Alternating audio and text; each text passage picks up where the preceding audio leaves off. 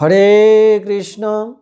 কৃষ্ণনগর ঘূর্ণি গাঙ্গুলিপাড়ায় অবস্থিত শ্রীগোপাল মন্দিরে আজ শ্রী শ্রী ষটতিলা একাদশীর দিনে আমরা শ্রীমদ্ ভাগবত গীতা গ্রন্থ আস্বাদনে ব্রতী হয়েছি। আমরা আস্বাদন করছি শ্রীমদ্ ভাগবত গীতার তৃতীয় অধ্যায় কর্মযোগ, শ্লোক সংখ্যা 23 এবং 24। ওম অখণ্ডমণ্ডলাকারং ব্যাপ্তং যেন চরাচরম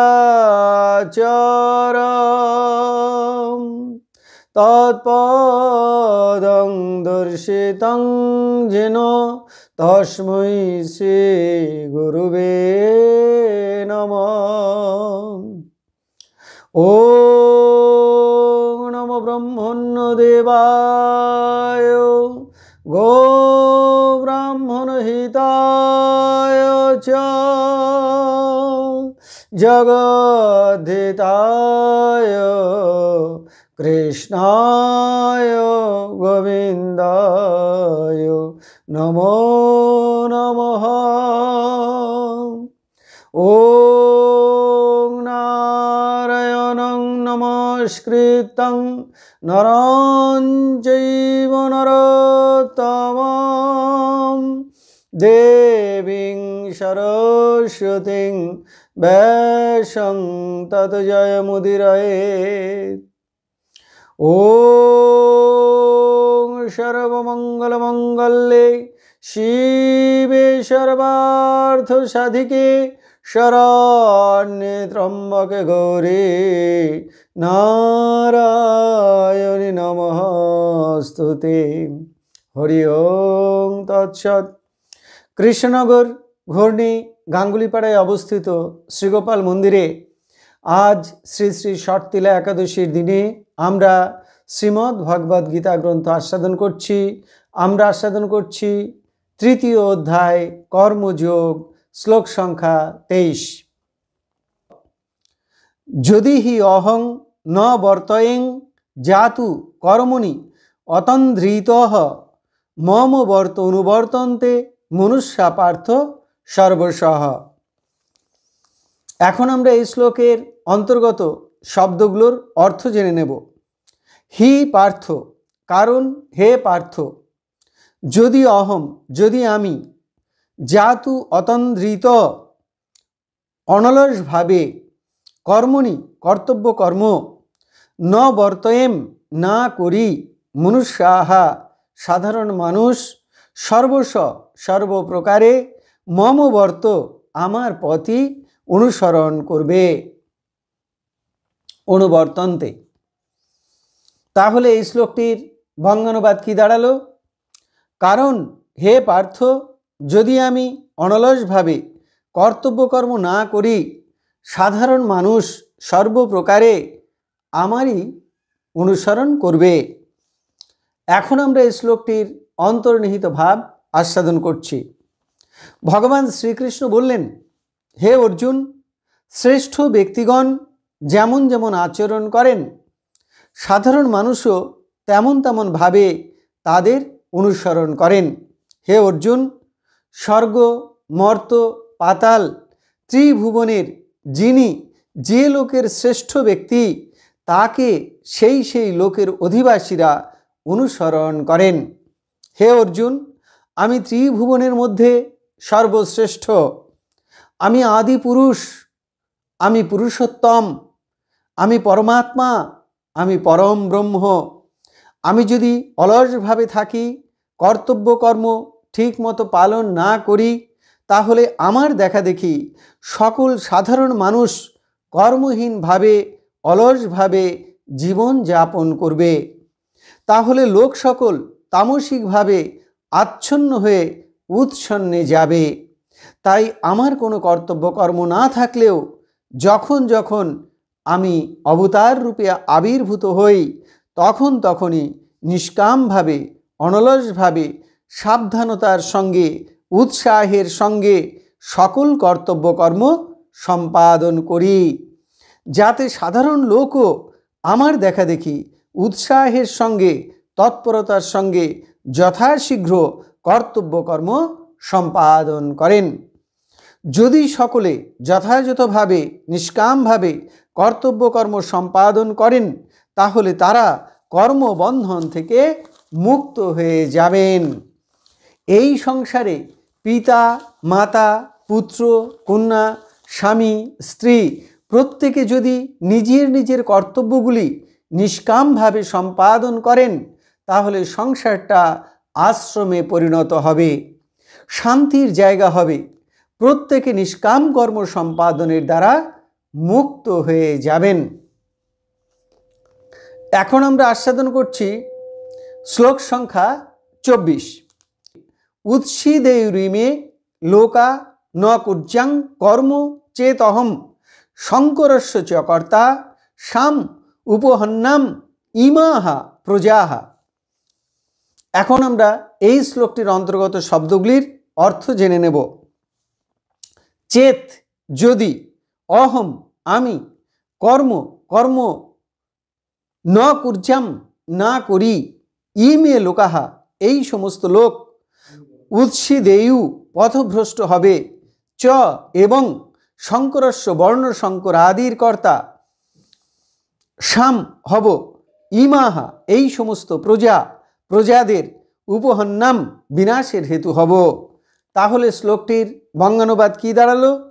আমি যদি কর্ম না করি তাহলে এই সকল লোক পথভ্রষ্ট হবে এবং আমি বর্ণ শঙ্করাদির কর্তা হব, এই সমস্ত প্রজাদের বিনাশের কারণ হব।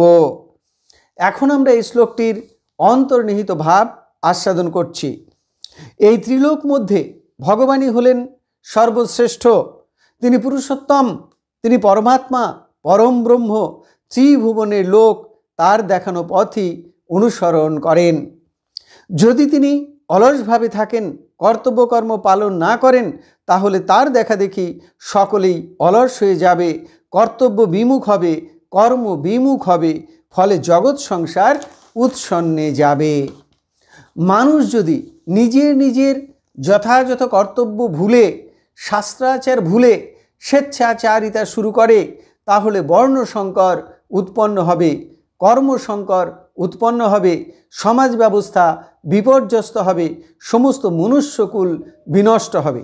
দেখুন, এতক্ষণ আমরা ভগবানের নির্দেশিত পন্থা বিষয়ে আলোচনা করলাম। এবারে একটু মুক্ত মনে বিচার করুন। ভগবান আমাদের সমাজে যে বর্ণ বিভাজনের কথা বলেছেন সেটি হলো গুণ এবং কর্ম অনুসারে, জন্ম অনুসারে নয়। মহারাজ যুধিষ্ঠিরের মতে কোনো ব্রাহ্মণ কুলজাত সন্তান যদি শূদ্রোচিত গুণ সম্পন্ন হয় তাহলে তাকে শূদ্র বলেই গণ্য করতে হবে, আর কোনো শূদ্র কুলজাত সন্তান যদি ব্রাহ্মণ গুণ সম্পন্ন হয় তাহলে তাকে ব্রাহ্মণ বলেই গণ্য করতে হবে। কিন্তু বর্তমান সমাজে যে বর্ণ বিভাজন দৃষ্ট হয় তা জন্মানুসারে, ফলে প্রত্যেক বর্ণের ভিতরে ব্রাহ্মণ, ক্ষত্রিয়, বৈশ্য এবং শূদ্র চারি বর্ণের গুণযুক্ত মানুষ রয়েছেন। এখন উপযুক্ত গুণ সম্পন্ন এক বর্ণের মানুষের সঙ্গে অপর বর্ণের মানুষের বৈবাহিক সম্পর্ক, সামাজিক সম্পর্ক সহজেই গড়ে উঠেছে।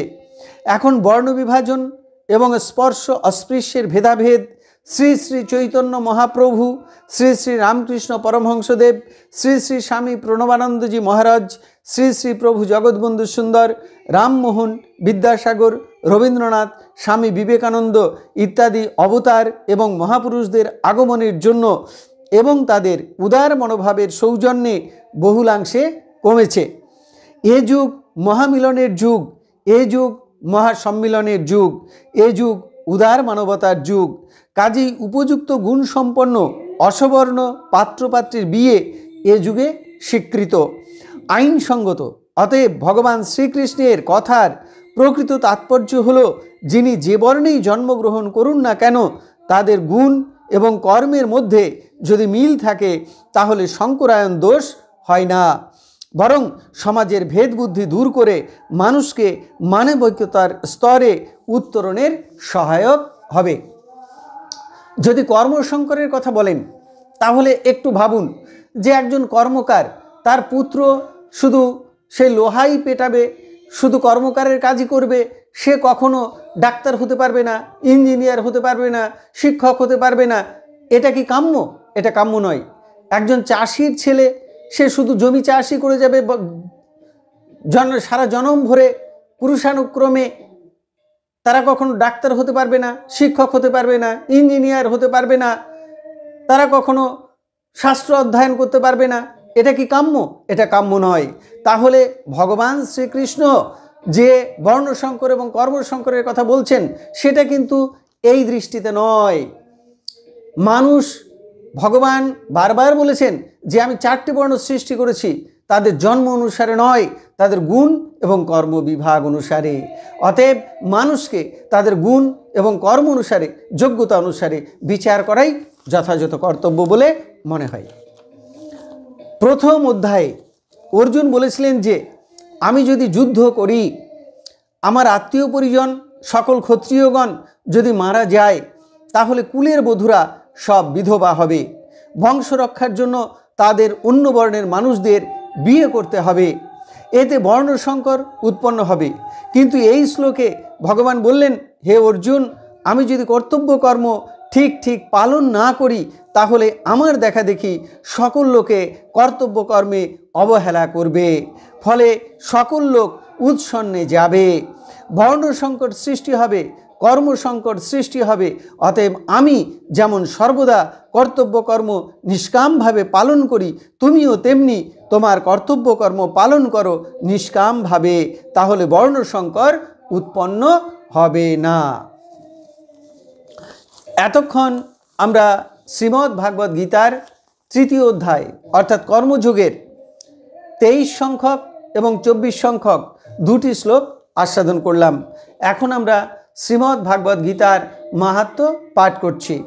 শ্রী ভগবান উবাচ গীতা মে হৃদয়ং পার্থ গীতা মে সারমুত্তমম গীতা মে জ্ঞানমত্তুগ্রং গীতা মে জ্ঞানমব্যয়ম গীতা মে চৌত্তমম স্থানম গীতা মে পরমম পদম গীতা মে পরমং গুহ্যং গীতা মে পরম গুরুঃ গীতাশ্রয়ে অহং তিষ্ঠামি গীতা জ্ঞানং সমাশ্রিতং ত্রিলোকিং পালয়ামি অহম গীতা নামানি বক্ষ্যামি গুহ্যানি শৃণু পাণ্ডব কীর্তনাৎ সর্ব পাপানি বিলয়ং যান্তি তৎক্ষণাৎ গঙ্গা গীতা চ সাবিত্রী সীতা সত্তা পতিব্রতা ব্রহ্মাবলী ব্রহ্মবিদ্যা ত্রিসন্ধ্যা মুক্তিগেহিনী অর্ধমাত্রা চিদানন্দা ভবগ্নি ভ্রান্তিনাশিনী বেদত্রয়ী পরানন্দা তত্ত্বার্থ জ্ঞানমঞ্জরি ইত্যেতানি জপে নিত্যং নরনিশ্চল মানসঃ জ্ঞান সিদ্ধিং লবে নিত্যং তথান্তে পরমম পদম। হরি ওং তৎসৎ। এখন আমরা ভগবান শ্রীকৃষ্ণের চরণে প্রার্থনা জানাচ্ছি, হে কৃষ্ণ কৃপা সিন্ধু, এই নাও তুমি আমার দেহ, এই নাও তুমি আমার মন, এই নাও তুমি আমার প্রাণ, এই নাও তুমি আমার আত্মা, এই নাও তুমি আমার জীবন যৌবন যথা সর্বস্ব। হে কৃষ্ণ কৃপা সিন্ধু, তুমি আমার পিতা, তুমি আমার মাতা, তুমি আমার পুত্র, তুমি আমার কন্যা, তুমি স্থাবর জঙ্গম কীট পতঙ্গ লতাপাতা রূপে রূপে প্রতিরূপে তুমি বিরাজিত, তুমি ব্যতীত এই ত্রিভুবনে আর কিছু নেই। হে কৃষ্ণ কৃপা সিন্ধু, তোমার আতুল চরণে কোটি কোটি নমস্কার, পুনরায় তোমার আতুল চরণে কোটি কোটি নমস্কার। তুমি আমাদের শুদ্ধা ভক্তি দাও, ব্রহ্মজ্ঞান দাও, সকলের কল্যাণ করো, সকলের মঙ্গল করো। হরে কৃষ্ণ।